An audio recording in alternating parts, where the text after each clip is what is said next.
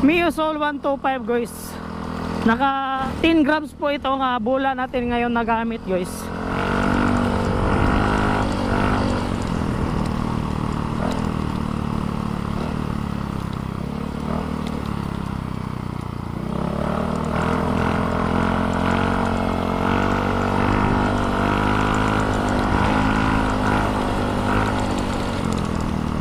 At saka yung pulley po natin guys, yung lalagyan ng bula, kinalkal po natin guys. Kaya ang ganda ng ano niya, hatak guys.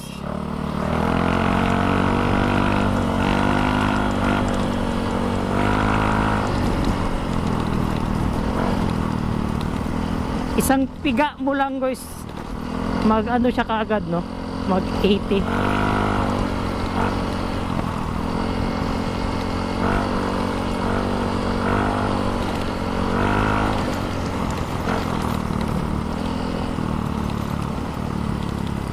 Ngayon guys, and bago po natin simulan ang ating review nitong motor po natin, no?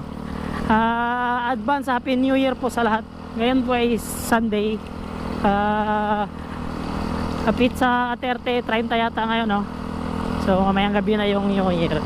I-review lang po natin ulit itong Miosol po natin guys, kasi kapapalit ko lang po ng bola. Pinalitan ko ng 10 mg kasi dati yung gamit ko 12. So yung 12 malakas siya sa ano guys, sa highway, pero pag ahon guys ang kunat. So ito i-try po natin guys, kasi sa dati ko pong vlog guys, yung C3 po dyan guys sa amin, sobrang ahon po yan guys. Dati ito nung pinalitan ko ng 12 na bola, stock to stock, 60 kph lang po ang ahon dyan guys. Pagdating dun sa dulo, 40 to 30 lang po yung ahon. Ako lang yun mag-isa, no? So ngayon i-try po natin siya guys. And shoutout po pala muna, no, sa Mindanao Motovloggers Alliance, saka sa Adventurous Sliders, saka sa Swiss Bikers Club. Sa mga Swiss mono user dyan guys, Happy New Year po sa inyong lahat, no? Review natin guys ulit. Ang ahon dyan guys sa may C3 dati, naka 12 mg po tayo, no? 60 to 40 kph po yung ahon. Pagdating natin dun sa dulo, 40 to 30 kph siya. So ngayon try natin guys, no? I-try natin ngayon, no, hanggang dulo. Malakas po yung pickup na yan, pero break muna tayo dito kasi turbada eh.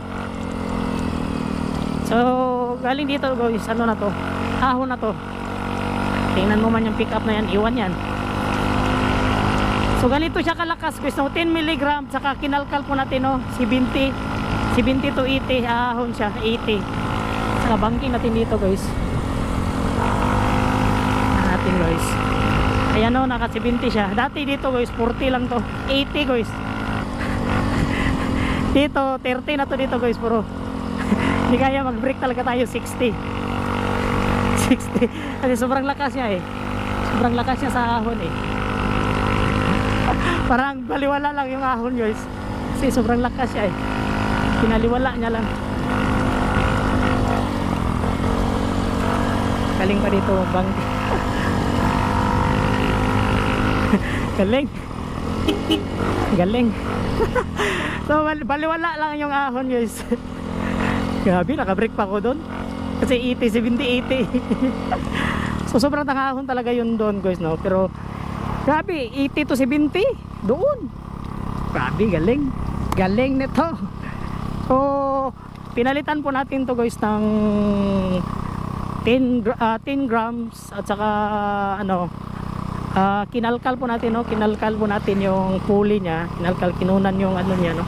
So grabe, sobrang lakas. Parang baliwala lang yung ahon doon. Grabe. At saka ito dito guys, grabe, sobrang ahon din ito, no? Sino taga-Iligan yan, alam nila dito, no, na sobra talagang ahon dito. Saka ang ganda ng balancing nito ng motor ko, no? Magko-curve pa yan, walang hindi hawakan ng madubila guys, hanggang doon sa baba. Kasi balancing talaga to eh.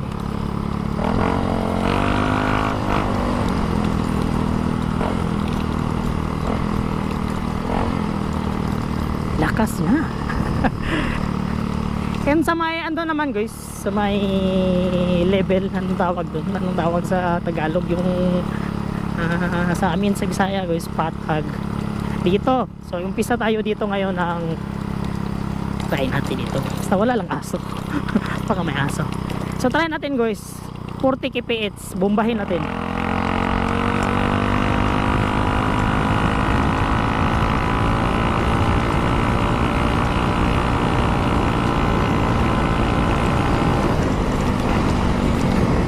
Grabe. 100 plus. 100 plus. Isang iglap lang. Isang iglap lang guys. So, grabe no, 100 plus, isang iglap lang siya, 100 yung takbo niya. So Happy New Year po pala sa lahat guys.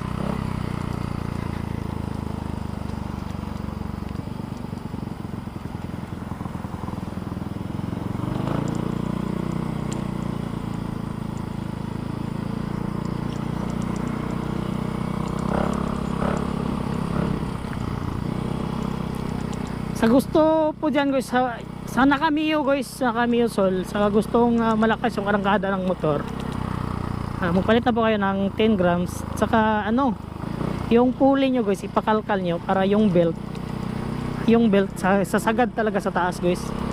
So sobra pa ng media, parang parang ano, parang yung belt parang ano na siya, parang tatalon na sa pulley. Sa sobrang ano niya. Kasi yung bola, aangat talaga siya. Saka madali siya angat kasi nakakalkal yung pulley. Saka maluwag yung 10 grams.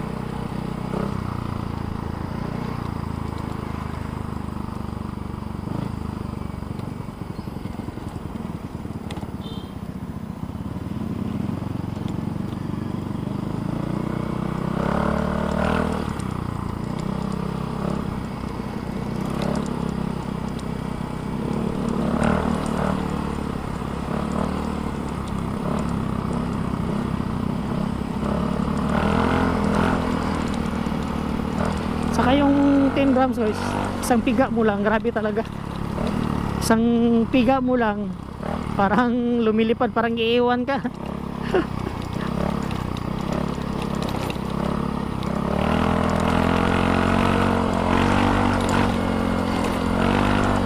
Parang iiwan ka.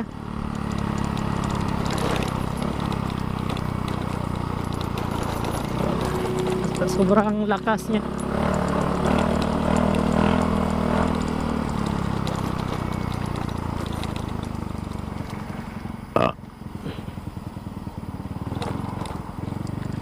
Tapos plano ko nito guys no, ano, palitan ko po to ng cylinder head na 59mm. Saka mga clutch spring palitan ko.